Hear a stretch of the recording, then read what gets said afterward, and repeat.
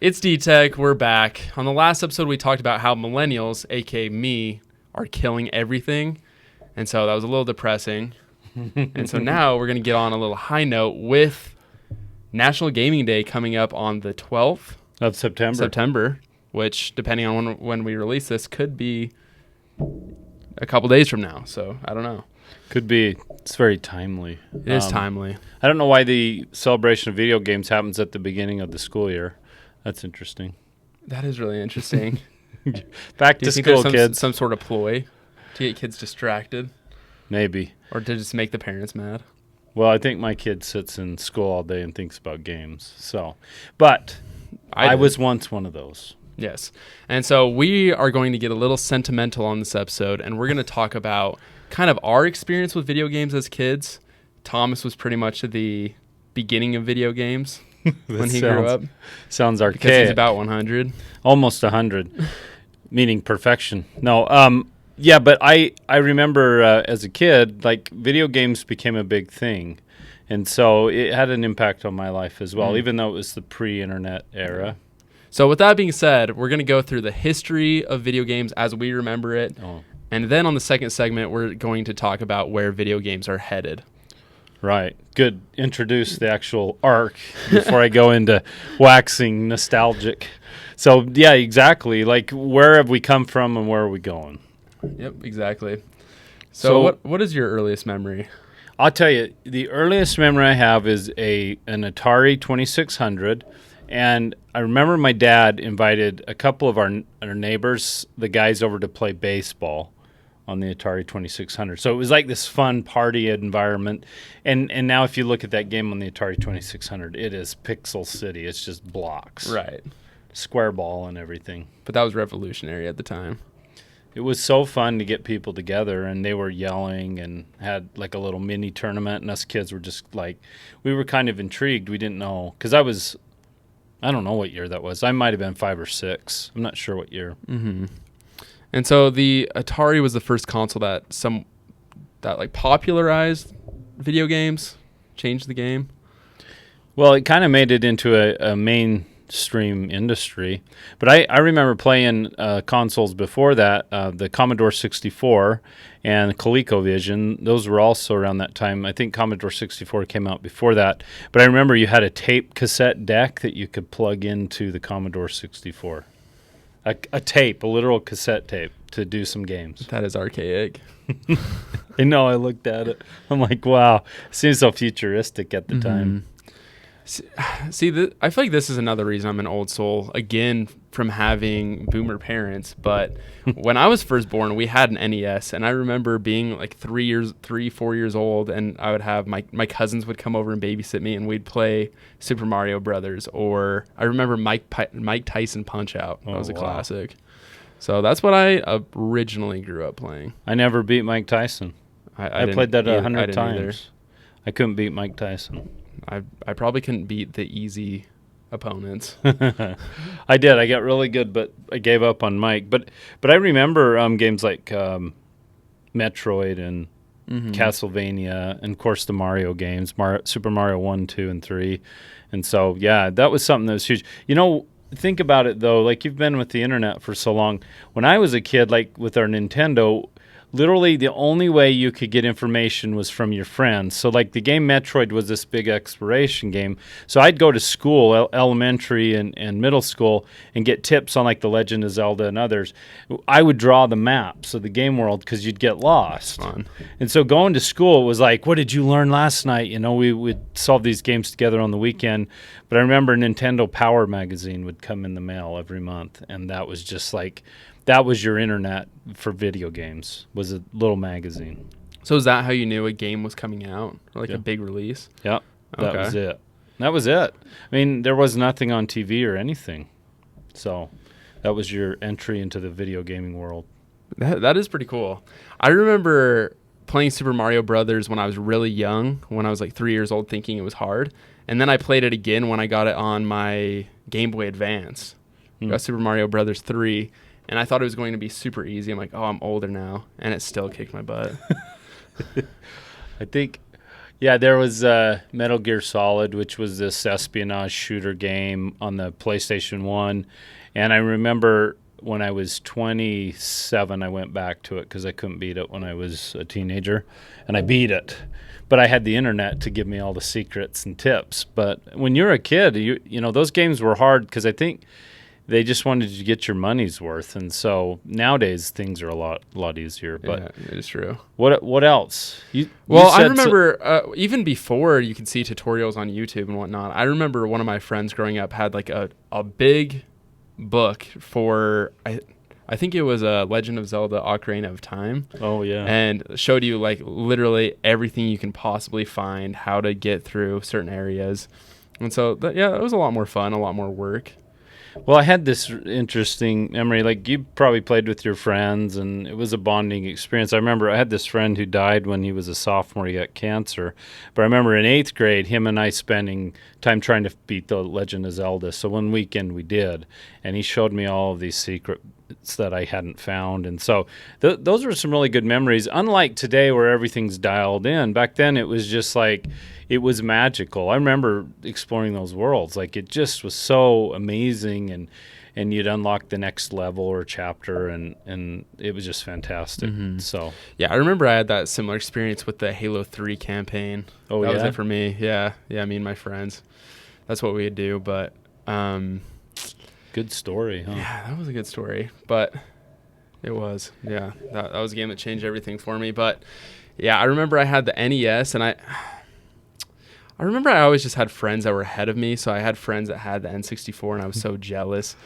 We were waiting for one of my houses to be built, and so we lived in a trailer park, and one of the kids in the neighborhood invited me over to their trailer, and we went in and we played Super Smash Brothers, and that was so much fun. Oh, man.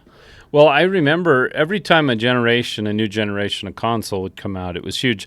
Speaking of like Mario, the Nintendo 64, which followed, there was the Nintendo Entertainment Center system, then Super Nintendo, and then the Nintendo 64 came out. And there was also the Sega Genesis in there too. Sega Genesis. I mean, there's a ton we'll talk about, but I remember I was going to college in my early 20s, and I remember going over to my friends for the first time seeing the Nintendo 64 and Mario 64.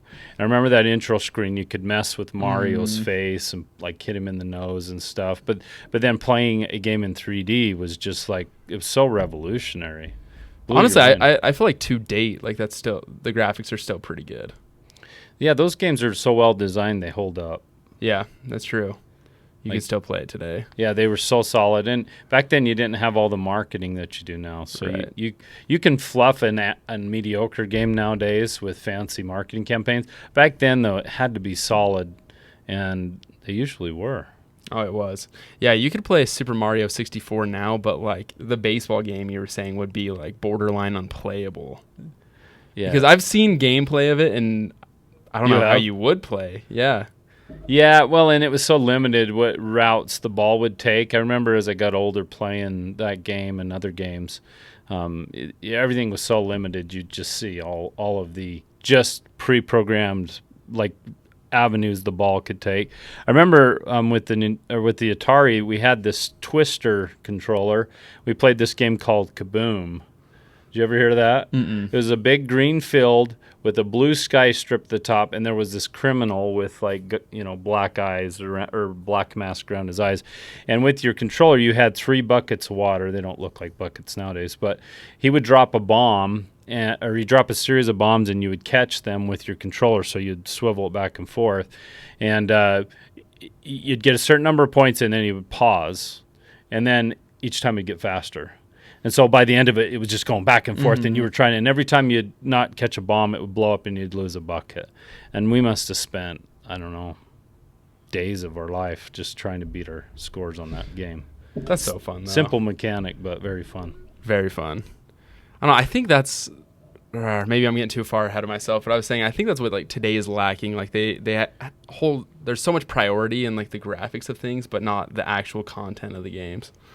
Yeah. Well, in every it seemed like most of the games back then, there was this really solid core concept that they would, like exploration with The Legend of Zelda. It was magical because you would beat each castle or underground dungeon, and then you'd level up. And so I always liked games where you'd level up. I liked a level with a boss fight at the end, upgrades, level, boss fight, upgrades. I always liked those, like Castlevanias. You would literally go through 6 game levels to get to Dracula's castle and climb up to the top of the tower at the end and beat Dracula. Man, you are old. See, for me, that's just like, that's too predictable. It is pretty predictable, although they put a lot of artistry and the music was fantastic. That's true. But nowadays it's all, well, we'll get into what's big now. So, but any other memories you have growing up? Oh, I have a lot of memories. Well, I remember I had like growing up when I was really young, it was always the Nintendo systems. And then we moved on to that next generation with the GameCube, PlayStation, Xbox. And I felt like most of the kids either had a GameCube or a PlayStation, but not many kids had an Xbox. And I think that's because like all the parents knew that's where all the killing games were, the first-person shooters. Games for adults. Mm-hmm. Well, I think that's, in the initial stages of the video game industry, it felt like it was more for kids. But as things progressed, graphics improved, it just felt like it became more for the whole range, from young to old. Like, I remember, too, like when the handhelds came out, Game Boy from Nintendo was huge. Oh, yeah. I was telling you earlier, I was in the National Guard, and I was on a weekend drill, and I remember having that old boxy Game Boy playing Tetris and Dr. Mario and that on that just green screen with dark lines. And so I remember spending weekends just on my Game Boy. And then Game Boy Advance. Didn't you have one of those? Oh yeah, I had a Game Boy Advance. I had the old Game Boy too, but I also had the Advance as well, which I felt was great, honestly. Well, and the graphics were really good. Yeah, and then the color came, and then a lit screen, and then the 3D Game Boy 3D Advance. Like, I remember buying our kids that a few years ago. So just really solid gaming experiences from Nintendo. Oh yeah. I remember there was when I lived up north, when we had, well, not snow days, but days you didn't want to spend too much time outside. And so for me, I mean, I always wanted to play video games, but it was so nice when it was nice and snowy and cold outside, because then my parents couldn't be like, hey, go play outside. So it'd just be so satisfying when it'd be too cold for my parents to get on my case about it and just sit back and play some Super Smash Brothers Melee.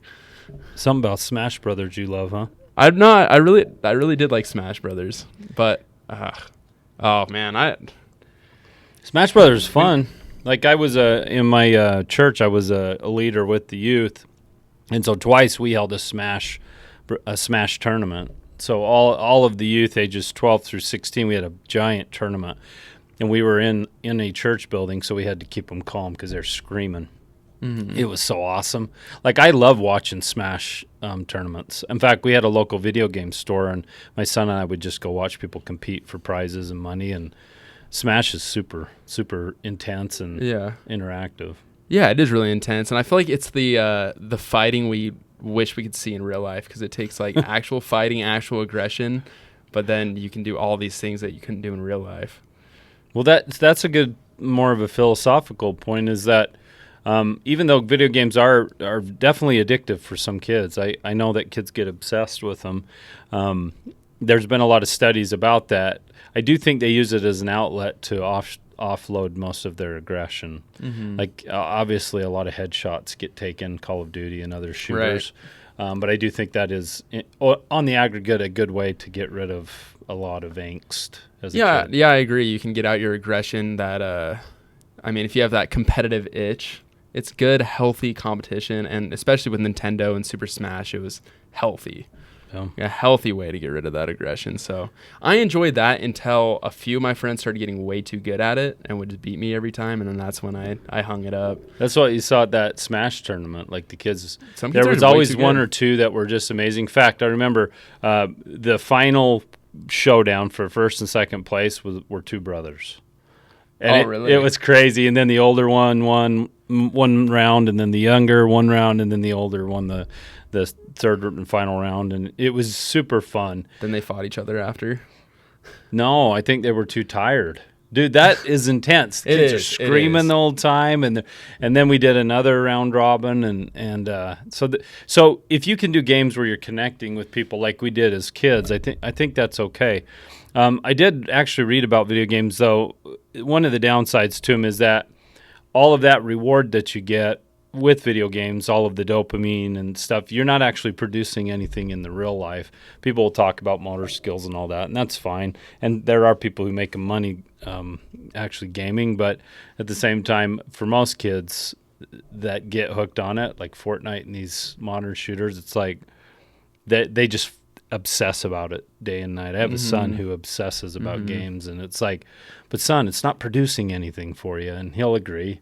But he gets frustrated because he loves it so much. I think it's hard when you actually get really good at it too. Like when I was in junior high and high school, I felt like I actually got on I was good enough that I could play on a competitive level at Halo. But then I eventually snapped out of it, and I got into my zone where I was like, okay, I'm getting a little older. It's time to take life a little more seriously. Yeah. I hung it up. It's hard. I get anxiety if I game now because I'm like thinking of all the stuff I need to be doing around my place or for work or whatever. I'm like, when I was a kid, I loved it because it seemed like time stood still, like your summers were long. And so like I could spend hours and hours on a game with a story or levels and that. And it just seemed like now I don't have that capacity to relax. Mm-hmm. So it's like I still like games. I still occasionally I'll get mobile. I've done some. Have you played any big console games or anything? I played Fortnite. Fortnite? Yeah, I've played some Fortnite. Every now and then I break down and I buy something. Like I like the Resident Evil series zombie games. So I played. I've always wanted to, but I never have. Yeah, well, they look fun. Well, and the weird thing is, or not weird, but the interesting thing is now they're remaking all those games from 20 years ago. So they did the RE2 remake. RE3 just came out a few months ago, and I've also done a little bit of PC gaming, like Half-Life 2 when that was big in 2004. Did you ever play Half-Life? I never did. Oh, that's pretty sweet. And that was the precursor to a game we covered a few episodes ago, Half-Life Alyx, which is now a virtual reality experience. So came a long way in 16 years. Yeah, it was a solid experience back then and still. I was going to give you some stats if you want them, and just how big. Yeah, I would love to. I love more information. So. Well, listeners, I just don't. I guess I didn't realize how big gaming is compared to like movies. Like in 2019, Hollywood global box office hit $42.5 billion, which was a revenue record. Which sounds $42 billion. That's amazing. However, 2019 gaming did 3 times that at $120 billion in revenue, and experts predict that it could reach $200 billion in the next 2 years. So 3 times what Hollywood does, gaming does. Well, that's when you have that argument of if, like Ninja has the argument if esports is an actual sport. And like the comparison is now like these big tournaments are getting more viewership than most of sports. Have you watched those? No. I can't. I'll tell you what I watch. I watch a tournament of speedrunners. If you don't know what speedrunners is, they are gamers who get through a game as fast as possible to set world records and to win tournaments. There's this one. I can't remember what it's called now. It ends in DQ, but anyway, it's a game or competition where speedrunners compete. So let me give you, Skyler, a few more stats. Some of these gaming tournaments are huge. Like League of Legends is so popular. Oh, yeah. They literally had at the World Championship 100 million viewers, which is unbelievable. That's a larger haul than the Super Bowl. That is unreal. And it's unbelievable. It's just some silly little game, but people love it. Which I've got to say, and this is coming from someone that doesn't play League of Legends, I feel like it is such a hard game to watch people play. But maybe it's just because I don't understand it. Yeah, we're not boomers either. We like gaming. It's just not our genre. Right. But they project that 2.7 billion people, about a third of the global population, will be gamers within the next couple of years. Things like mobile gaming. Did you know mobile gaming is a $64 billion industry? Yeah, I've heard the market is huge in like Asian culture. Do you play mobile games? No. Well, there is just like this simple game that I play every once in a while. It's not like Fortnite or anything, but I play this game just 2048. is when I'm just sitting there bored. Other than that, no. Well, I got addicted to a game for 3 years, and I just do it whenever, when you're sitting around or, let's all be honest, we all game on the throne. But I got to level 4,000.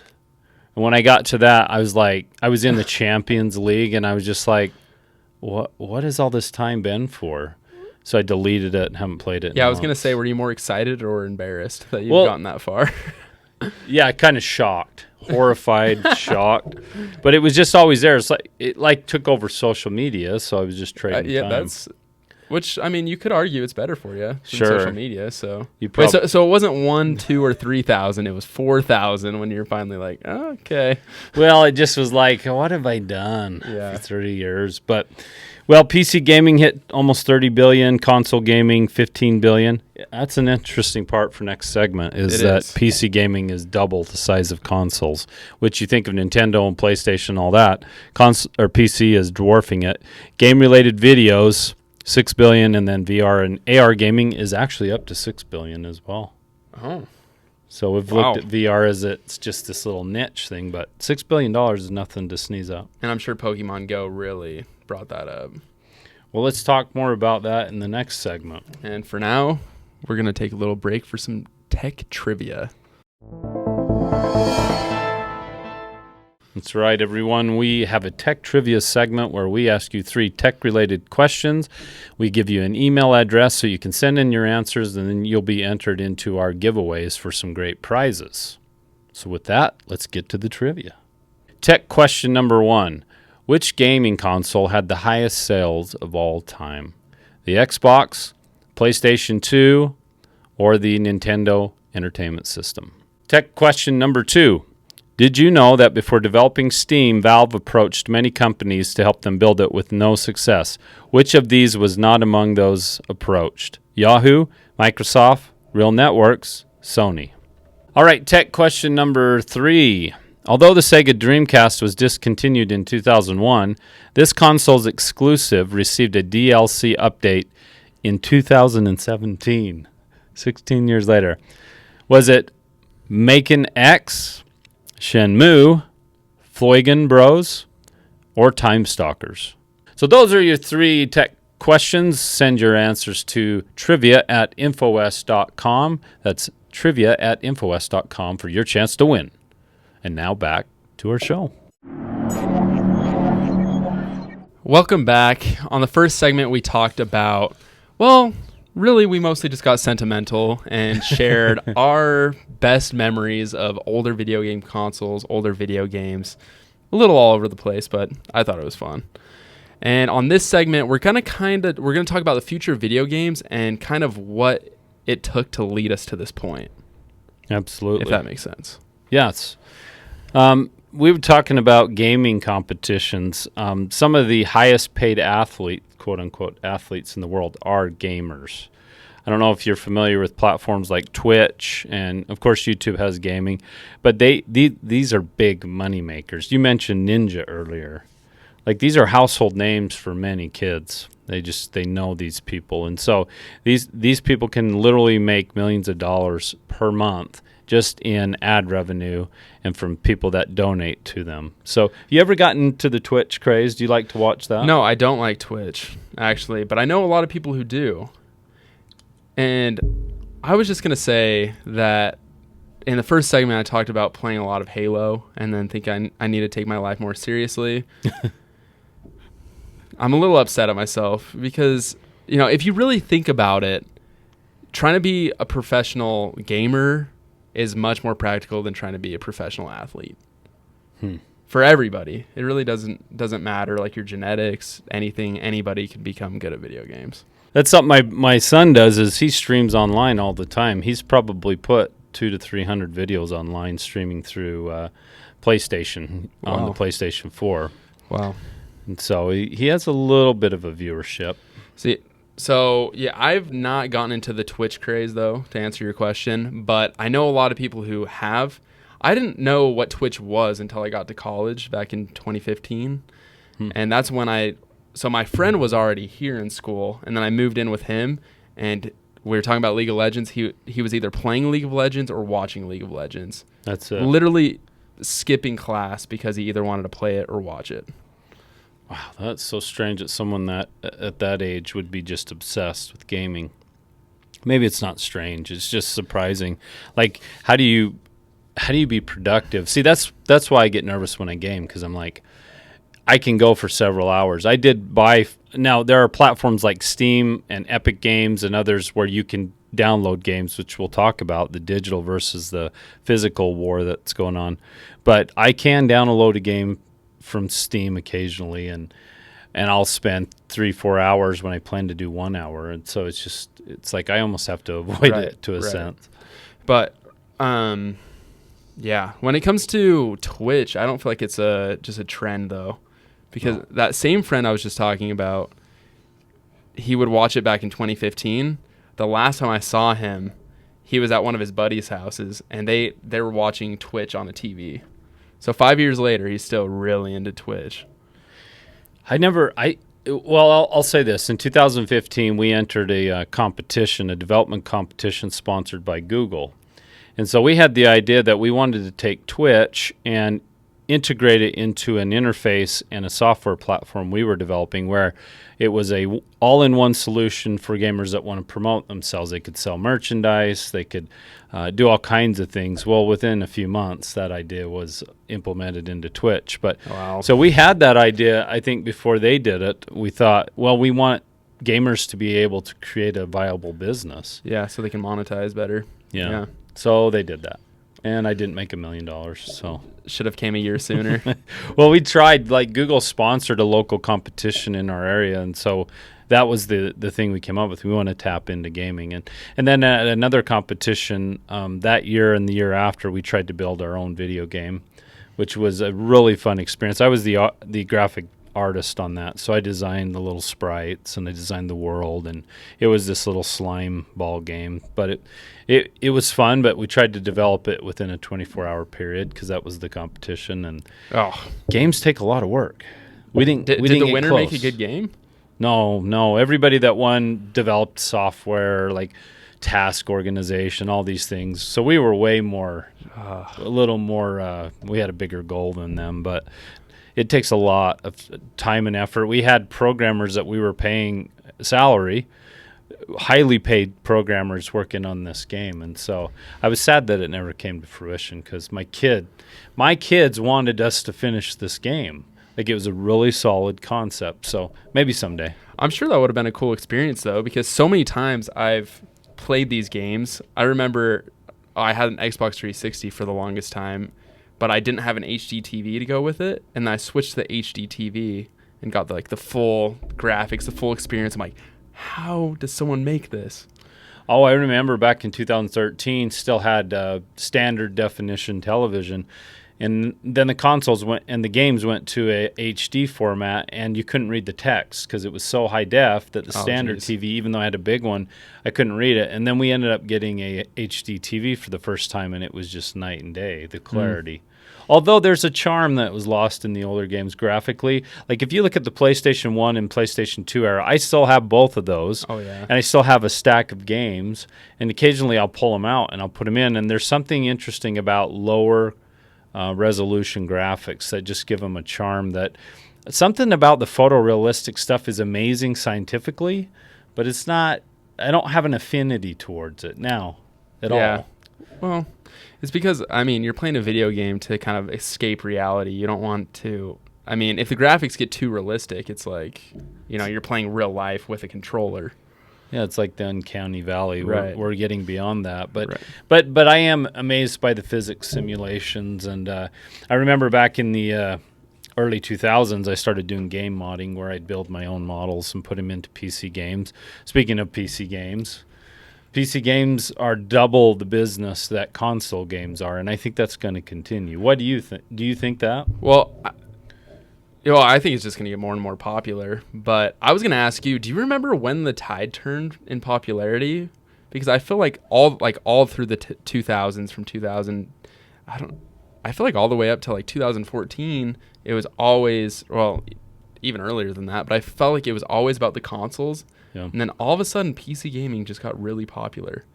When do you feel like that it made that turn? Well, consoles are becoming more like PCs because the downloadable content that you can get, full games, you pay the same price, but you download them and install them on your machine. And I know my son has just a whole library of games. So really consoles are going away from physical media to the digital downloads and even beyond that. Right. But I think that it's just so much easier to not have to go to a GameStop. And I've been to GameStop a million times. I used to go to gaming stores all the time. But now it's just so easy to download it. Yeah, it takes a while, but you have the game. The problem is the licensing's a lot more strict. When I did PC gaming back in the day, yeah, we burned a ton of copies and everybody had it. Yeah. Like Half-Life 2 and Counter-Strike, all those games, like everybody got a copy. Right. Oh, yeah. Yeah. But physical media, where is that headed? Like your discs? Yeah, I don't know. Yeah, because everything's in the cloud. So it's like now quite literally, our Xboxes or PlayStations are computers. You can surf the web on your PlayStation. I can. Yeah, and there's talk of new systems coming out. I think there will always be a little box. I may be wrong. But really, the line between PC gaming and console gaming is blurring to where eventually, you were talking earlier about some... Well, we had mentioned Google Stadia, Amazon, Apple. They're all developing gaming platforms and products. Well, what do you think has pushed them to get to this point? Money, and the popularity of PC gaming, and the ubiquitousness or the exposure of their platforms. Everybody uses Amazon and Google products now, and so yeah, everybody. If I'm one of those companies, I'm like, okay, how do we tap into them? Just this past year, Google Stadia came out. You know, if you don't know what that is, listeners, Google Stadia is where you literally play your game in real time. It streams through the internet. You're not even downloading it. You're just playing it live. Mm-hmm. They went from hundreds of thousands of users the first week to, in about a month or two, down to less than 10,000 users live. You know why? Because people don't have the internet speed connection to play a game that loads live. Right. So we're still doing the console thing where it's like we download all the content, install the game, and then we play it. But we're connected to like Xbox Live or whatever. Yeah. Well, but I thought the concept was incredible. I remember I saw this feature as I was watching the release party of it or whatever. And it was showing that you could watch a YouTube video. It shows you the tutorial for a video game, and you can click play now and play on your Stadia. But like you were saying, though, with them not having enough internet speeds, that's terrible for Stadia because I feel like by the time everybody has the internet capabilities to handle it, PlayStation and Xbox are going to be caught up. Well, that's the thing. Google Glass, where they had those wearable glasses in 2012 and 13, it kind of freaked everybody out, privacy concerns, and they just looked dorky. I tried them. They were cool, but it wasn't really that user-friendly. It was kind of weird having this blurry thing. It was annoying after a bit. But that set the stage for wearable tech, and now they have glasses and other things that are a lot more advanced and natural. And so I think Google Stadia, Google being such a monster behemoth, they have probably set the stage for future tech. So even if a company like with Apple, Steve Jobs created was it Next?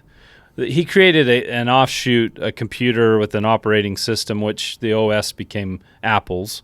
And so even his failure with the Next or whatever it was called actually became, I've got one sitting here in Apple. So all of that development does have fruit at some point. Right. Ends up working. Even if it's ahead of its time, it'll eventually come to be or push other companies to make it a thing or the off version, I guess. Yeah, they'll adopt pieces that are useful and get rid of the others. But so speaking of Stadia, there's not going to be actually any console with it, though. Right. Which could change the game. You get a controller, but not the actual console. It automatically hooks up to your... Well, the price will go... I think it will make price... I'm not sure about prices, because when you have an exclusive that's developed by a studio, it's very expensive years in development. That probably won't change, but you'll be paying a subscription fee for the service versus buying they're up to $700 or higher for consoles. So that will actually make that more an ease of entry, like on the Amazon platform or Google. So I mean, I have way too many monthly subscriptions though, so that makes me sad. Well, they'll integrate it like Amazon. Your gaming and your videos and everything are combined. That's true. And Google's integrated into other products that you use. But I did notice, though, that virtual reality, which we covered, and I mentioned at Half-Life Alyx, augmented reality. But have you heard of hyper reality? I have not. It's okay. So what's one of the major downsides of virtual reality, or a couple that you can think of? What do you not like about virtual reality? What don't I like about virtual reality? I don't know. It's just so early. Like the graphics aren't there. You can't move around wherever you want.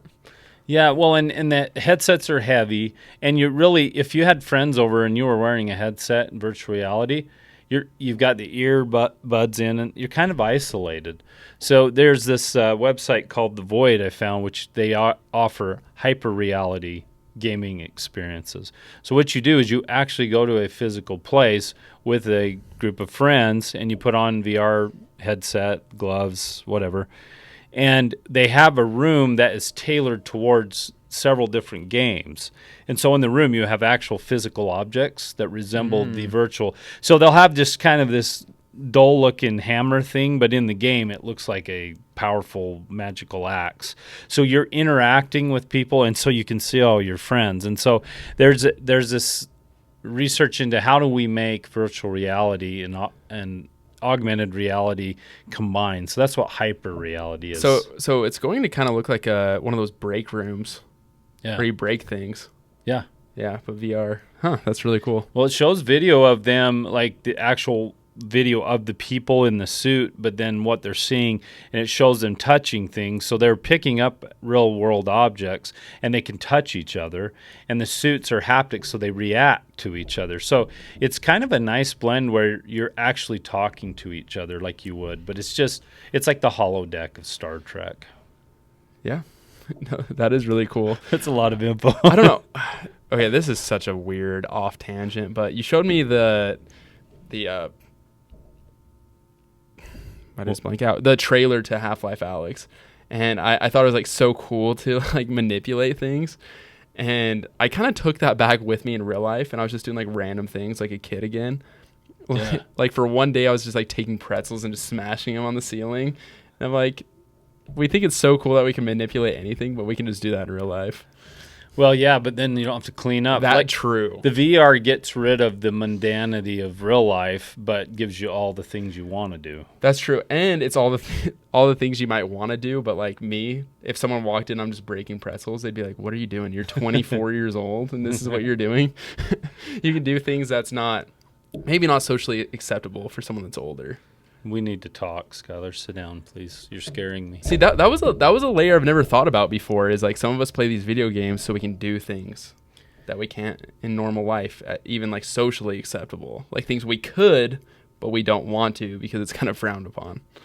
Yeah, well, and you can be different. You can be your fantasy character. Like Ready Player One is such a cliche example, but it is an cliche for a reason. Like haptic suits, 360-degree treadmills, all these things are reality now. And so that's the thing. It is escapism, but I like it if they integrate it with real people. Because I remember back in the day, I'd do Quake tournament, Quake Arena, and I'd play Unreal. And we would have a LAN party where all of us workers would stay there for hours gaming together. And that was actually super fun because you were still with real people. You weren't isolated. See, that's something these young kids never got to experience. Some of my best nights were Halo LAN parties. Oh, yeah? So much fun. Yep. Yeah. Having because we'd have like 3 different TVs, 3 Xboxes, and we'd have 4 people on each TV. We'd be on each other's teams against the other 2. Wow. It was a blast. You guys so much more fun. You really got into it. Oh, yeah, we did. It was fun. It was way fun. Oh, that reminds me of so many things. But as far as the future, not just... Well, go ahead. So back to the Stadia, though, because the Stadia it's not going to have a console. And so they're saying this could be Xbox and PlayStation's last generation that has a console box. Oh, yeah. PlayStation 5's coming out. And then the Xbox, I can't remember its name because it just gets weirder and weirder. It was Xbox and Xbox 360, fine. Xbox One, okay. Which I thought being called the Xbox One was horrible. Yeah. Xbox 360, Xbox One. What? Doesn't make any sense to me. But I read that as well, that the consoles will go away, or they'll just have a small box to download content while you're not gaming. Stadia bombed. Google's Stadia really bombed. People hated it. But you know what I think solves that? 5G. Those speeds are going to be so fast that will no longer be an issue. You can game in real time without having any downloads. And one of the things I've always hated about gaming on console is, and even PC, is the downloads. You're just waiting, spinning, and it's loading. Just have it immediately done is going to be amazing. But one thing I don't like about the consoles going away is it totally takes away the sentimental value. Like I can look at a Nintendo 64 and it'll remind me of so many different things. Will remind me of my childhood. But now, I mean, you just look at a TV. I guess you could see a controller, but this won't be the same. I liked opening up the CD case for a PlayStation 2 game and literally smelling the print. Had that weird chemical smell to it, but it was like intoxicating to me. But then you had to push in the centerpiece and click it so you could pull out the CD and slide it in. There's something physical about that. So I do like virtual reality for that reason. You're actually interacting physically. So that's, I do like virtual reality quite a lot. Another thing that's interesting about, to go back to the no console thing, another thing that's really interesting is that it's almost going to be, if you're connecting your Xbox or PlayStation to a TV and you're having like a monthly subscription rather than just paying up front, it's going to be more of like Netflix than video games. It's just like one of those things to add to the list. Yeah, I actually watched a broadcast this past week where somebody lamented. Now, it wasn't gaming, it was music, but it lamented the loss of physical media like records or CDs, and talked about the digital age around 1999 when Napster came in and you could just get any music. And I remember at the time it was a buffet. We just downloaded everything. But what used to be was you had an album with 10 to 13 songs, and it was this whole experience, and this band worked really hard on all the songs. Now it's just like, we just pick this song or this game, or we try this little demo, or we do this. There's just not the reverence for the creation that there used to be because there's so many options. And so I mentioned GameStop earlier. I still like going to the game store. We got this little game store right up the street. It's just a locally owned thing. And talking to the guy, he's got every console you can think of, and he works on them. But it's almost just kind of magical. It takes me back a little bit. But all of these games from my childhood, I'd go in there from the Nintendo 64 to the Sega Genesis to Sega Dreamcast, one of my favorite. Yeah, I had so many great memories at GameStop. Like I would go in and it was just like so exciting, like checking out all these new games. And then the one I would go to like had the systems in the store, so they'd let you put it in and try out the game. Yeah, they don't do that anymore. No. I don't know why. It really drove me nuts. Partly because at the mall I could go in there and enjoy myself while the family shopped. Yeah, no, same. Yeah. I don't like shopping. Yeah, That's for some reason, like every Sunday my mom would go shopping, and I always thought it was a good idea initially, and then we'd be in the store for about 20 minutes and I was already ready. But you did say something really cool about your mom, which kind of surprised me. Oh yeah, I did say something cool about my mom. Is that okay to share? Oh yeah, that's okay. So we would go, me and my mom, anytime we went to a mall and there was an arcade, she had to stop and play. Is that still? To date, yeah, to date. Wow. I was probably, the last time we were in there, I was probably 20 or 21. So fairly recently, and we went in and I'm like, I felt like I was the parent in that situation. I'm like, no, Mom, no, there's no time for arcade. I need my pretzel, Mom. And then she'd be like, come on, just like a few games. It'll just be a minute. That's so awesome. Reverse role. Tell her she's officially cool. See, but that's the thing. That's like GameStop to me is like arcade to her. Yeah, the arcade. I remember when I was a kid, we had a mall about an hour away that had an arcade. That was as close as we got. And so whenever I'd go up north to the mall dude, the mall was so awesome, and it is like it was like it is in the movies. Like that's where you'd go see, cute girls. That's where you'd go see guys. You'd have competitions, and you had these giant game boxes, these video game machines, and you couldn't, on the Nintendo Entertainment System, you couldn't get that graphic fidelity. Like that's where you'd go see the new games. And so to me, that is one cliche from the 80s in movies they get right, is just it was a magical place, fun place. I'd save up all my money and then just blow through it in 20, 30 minutes. I mean, everything was a quarter, but still, that was a lot for a kid. So I'd blow through my $5 or $10 I saved up, and it was totally worth it. Oh, yeah. It was the best. You'd impress all the girls with your skills. Never impressed anyone with my game skills. My buddies would always beat me, but really? I still loved it. It was great. See, it was more fun when everything was physical. It was a thing. Because see, I'm jealous of you having having music tapes or like CDs, because by the time I was driving, like I had my iPod or whatever that I would just hook up to my car, but I never actually used CDs. And so, especially now with Apple Music, if someone releases a new album, I can see like the stars on the most popular songs, and I kind of just look through those. And a lot of times I won't even listen through the entire album. I'll be like, oh, those are the best ones. I'll sort through those. And then if those ones aren't that good, I'm like, must not be a good album. And Yeah, the ease of use now. When you were a kid and you had a cassette tape in, like you'd have to fast forward and then stop at the right place, and you have to stop 4 or 5 times to get to the song you liked. So you just listen to the whole side of the cassette and rewind it or flip it over. Or with CDs, like you'd have to physically take it out to swap a new album. So it's like, and then with gaming, it's like if the game kind of sucked, like you still beat it because you didn't have enough money to buy 4 or 5 games. You got that one game for the Nintendo, so you'd beat it, even though it was a total piece of crap. There was a lot of those. You had to make the most of the situation. I had to beat it. Yeah. And there was this obsession, and now it's just like, skip. Or I get an idea and I search. So I think with gaming, like the experience they can create now with VR, AR, and hyper reality is really exciting, and it's something new, and it captures that feeling of the arcade in the past. But it is really hard for them to create timeless content nowadays. It is. But there's so much. We have been showing a lot of animosity towards streaming. One thing I will say is I love having a clean house, and I hate hoarding. So that is a plus. Cleaner houses, because my mom doesn't throw like anything out. So all the video games I've had throughout my entire childhood is still at their house. There was always a mess of discs and cases on the floor growing up, cartridges.